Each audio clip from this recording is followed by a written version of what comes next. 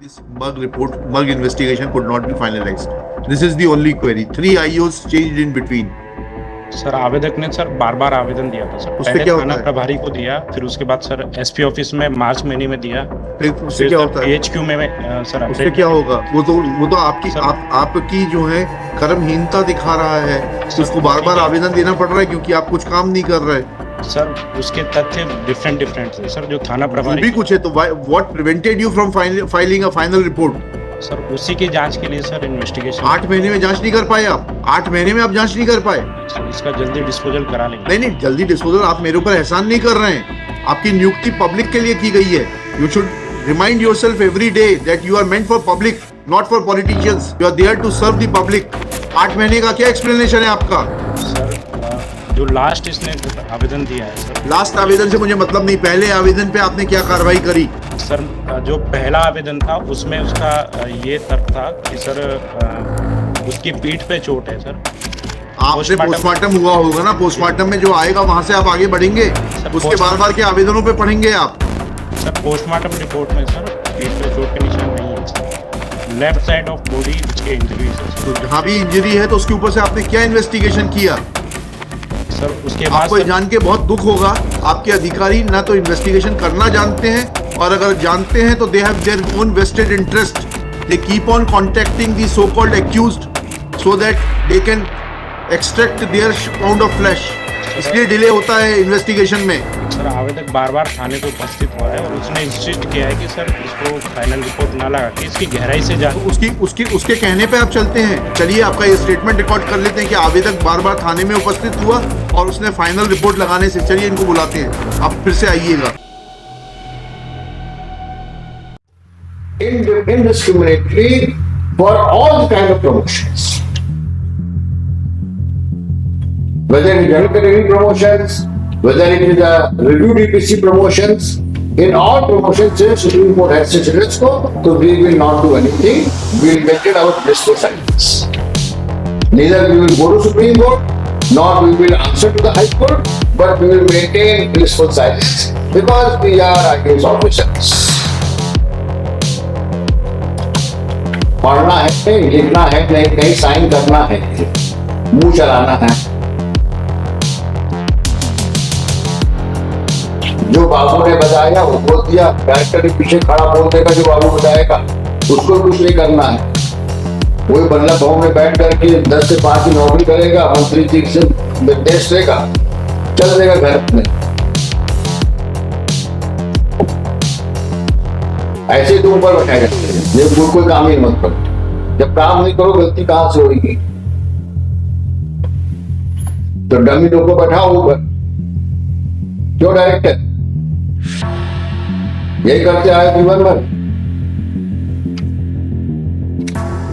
What is this है? कुछ भी कुछ है दिल में, है जगह अपने सबऑर्डिनेट्स के लिए जिनकी आवाज नहीं होती, क्या उसको न्याय नहीं मिलना चाहिए उनको? वो बेचारे छोटे ऑफिसर हैं जो उनकी कोई सुनेगी ही नहीं। अगर वो हाईकोर्ट ना आवे सुनने वाला नहीं है उनकी। Consider plight of employee who was entitled for promotion in 2008, which was given in 22, and that too without posting order. उस पोस्टिंग के लिए वो 1 साल से लड़ रहे हैं। एक प्राइमरी और मिडिल स्कूल का टीचर जो एक आपके रिमोट एरिया में काम करता है, उसको आप कितनी बार एक्सपेक्ट करेंगे कि हाई कोर्ट आएगा अपने छोटे छोटे से क्लेम के लिए? Do you consider the pain of your subordinate staff? आप तो भोपाल में बैठते हैं, एक यहाँ से 80-100 किलोमीटर दूर गांव में बैठ के काम कर रहा आदमी कितनी बार हाई कोर्ट आएगा? जिसको 2008 में प्रमोशन मिलना था, यू आर गिविंग इन 22 जुलाई 22, और उसके प्रमोशन पोस्टिंग के लिए उसको 1 साल से वेट कर रहा हो। आपके लिए तो बड़ा इजी है कि हमारे पास फाइल नहीं है और हमने शो कॉज दे दिया लोगों। This lead to a corruption. इसका सीधा मतलब ये था कि आपके ऑफिसर्स वेट कर रहे थे कि he will come and please them and thereafter you will issue a promotion order or posting order. तो मॉनिटरी से आप कंपनसेट कर सकते हैं। इसको प्रिंसिपल बनना होगा, 2008 में प्रिंसिपल बनना था और आज टीचर की पोस्ट से रिटायर हो रहा है। व्हाई सच एन हैरेसमेंट और torture to this subordinate? They are teachers, they are 1988 में he was appointed as assistant teacher, then he was promoted to UDT. Madam आप 2008 से उसको प्रमोशन दे रहे हैं, नो एक्सप्लेनेशन। 2022 में दे रहे हैं 2008 का प्रमोशन उसको। एक पोस्ट का भी एक एंजॉयमेंट होता है और उसके साथ वाले तो सब उसी समय से प्रमोशन पाए हुए हैं। See the pain for that employ. वो भी हाई कोर्ट के ऑर्डर से हुआ, आपने अपने से नहीं दिया। दोनों प्रमोशंस को हाई कोर्ट के ऑर्डर से मिले, उसके बाद पोस्टिंग नहीं दे रहे हैं। Who will compensate? Whether that can be compensated by in terms of money? आप दूसरों को शो कॉज नोटिस देने, ऑर्डर तो आप ही को निकालना था मैडम। पोस्टिंग ऑर्डर तो कमिश्नर ने ही निकाला है, सॉरी ये प्रमोशन ऑर्डर, पोस्टिंग भी आप ही को निकालनी थी। He was promoted 4 times on the post of headmaster, but he did not take the promotion. He did not join it. The orders are there, Lordship. कहाँ है पोस्टिंग ऑर्डर, कहाँ है? पर पोस्टिंग नहीं, तो Lordship. फिर कहाँ ज्वाइन करेगा भाई वो? HM के हेडमास्टर की पोस्ट पे उनको प्रमोशन दिया गया था 4। उनको कहा कि आप इस जगह पे ज्वाइन करिए। वहाँ पे एक असिस्टेंट ग्रेड 3 को आप शो कॉज दे रहे हैं, ये उसका काम है। ये सब कुछ किसी को ऑर्डर नहीं निकालना था, ऑर्डर आपको निकालना। आप कब से ज्वाइन किया? सर मैंने मई में ज्वाइन किया है, May 23 and this file has been produced before me only on 20th October. और ये पिटीशन कब से पेंडिंग है? 2000 अगस्त। एक साल पूरा वेट करने के बाद लगाई गई पिटीशन। एक साल तक, वो भी जब तो वर्ज ऑफ रिटायरमेंट, जब रिटायर होने को आ रहे तब लगाना पड़ेगा। ये पोस्टेड है आगर में, तो स्कूल कहाँ पर है? एक्सीलेंस स्कूल वहीं पे आगे हाँ, तो आगर से इंदौर 2 बार पिटीशन लगानी है। भाई सैलरी का एरियाज दे देने से तो कंपनसेशन नहीं होता मैडम, कि आपने डिफरेंस ऑफ सैलरी दे दी उसको हो गया। इसको लेक्चरर का पे कब से दिया आपने? 22 से। वो तो 2008 से मिलना चाहिए ना पे स्केल। सैलरी नहीं मिलेगी लेकिन पे फिक्सेशन तो होगा। फिक्सेशन वहीं से होगा सर, 2008। तो लग नहीं रहा चार्ट में, तो आपने 2022 से लगाया होगा। आपने 15/7/22 से इसको जो टेबल दिया उसमें 57 से 15/7 से 15/7 का ऑर्डर है, उसमें नो वर्क नो पे के प्रिंसिपल भी उस फिक्सेशन अरे पे फिक्सेशन तो होगा मैडम, इंक्रीमेंट लगेगा, सब लगेगा। पे रिवाइज होगा, 2 बार रिवीजन हो गया उसके बाद। ये ऐसे कई केस होंगे, ये तो कुछ लोग ही आ पाते हैं मैडम। तो ऐसे कितने हैं जो आपके गांव में काम करते करते सफर करते हैं और रिटायर हो जाते हैं कि गवर्नमेंट से कौन लड़े। And your earlier your predecessor is also liable to explain why he did not issue a posting order at the time of promotion.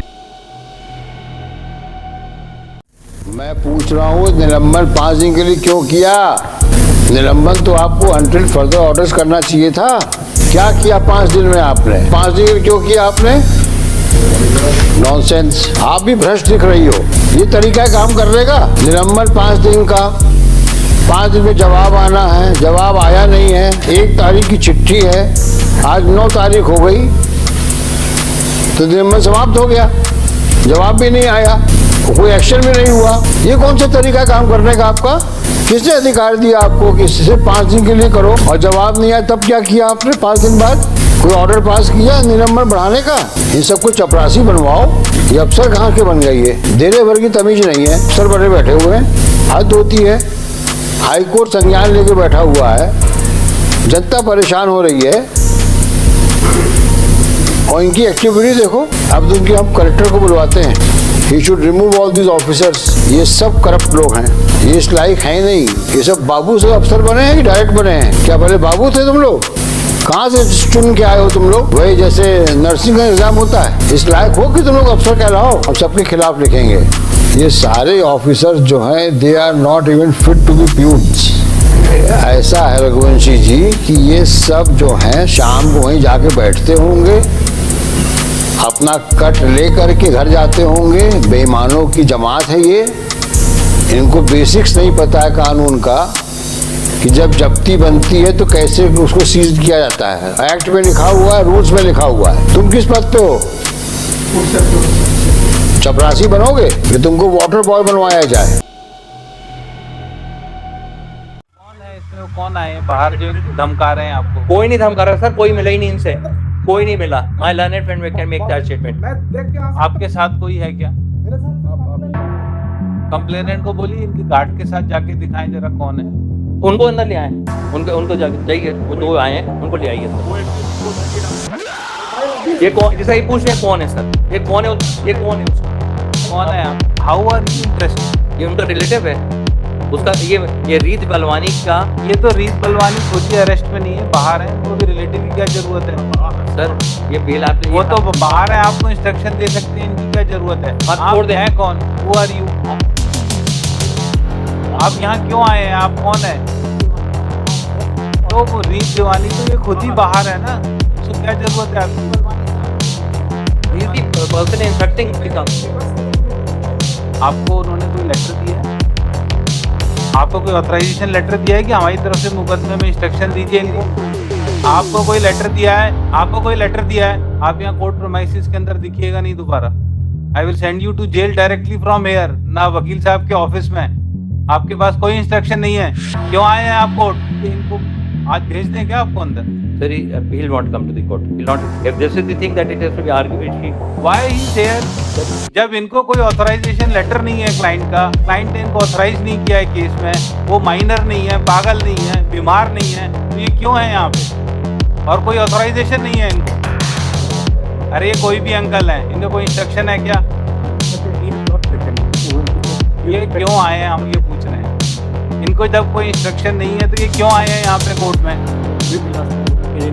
Tell him not to come to court. और ना इनको कोई interest लेने की जरूरत है, वो अपना केस खुद लड़ेगी, या उनके माताजी पिताजी भाई लोग हैं वो करेंगे। ये मामा चाचा की कोई जरूरत नहीं है यहाँ पे विदाउट अथॉरिटी लेटर। जाइए आप और कोर्ट के यहाँ आइएगा मत दोबारा।